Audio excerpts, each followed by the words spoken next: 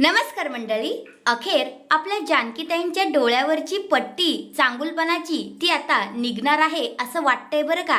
कारण आजच्या पुढील भागात आपल्याला असं पाहायला मिळालं, आता ओवी राहुलची बुटे आईकडे आणून देते आणि आईला म्हणते, जा तू लवकर जा जा, ही काकाची बुटे आहेत ती लपवायला जा. असं आता इकडे ती आईला म्हणते.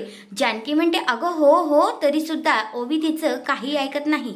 आता जानकी जी आहे ती अडगळीच्या खोलीमध्ये आलेली असते आणि ती एक कपाट असं उघडण्याचा प्रयत्न करत असते. तेवढ्यातच वरची बॅग जी आहे ती खाली पडते.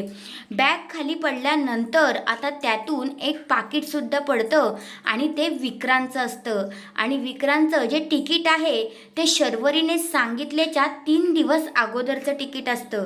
तर आता जानकी इथे पेचात पडते की म्हणजे शरुताई तर म्हणत होत्या की विक्रांत भाऊजी ज्या दिवशी नाना वारले त्या दिवशीच आले होते, पण इथे तर सरळ असं दिसतंय की विक्रांत 3 दिवस आधी आले होते.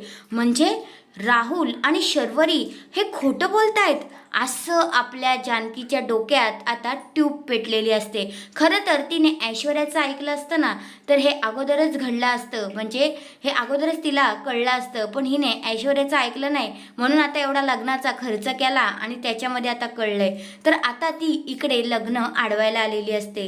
तर हा आहे आजचा पुढील भाग. तुम्हाला काय वाटतंय, जानकी आता लग्न अडवू शकेल का?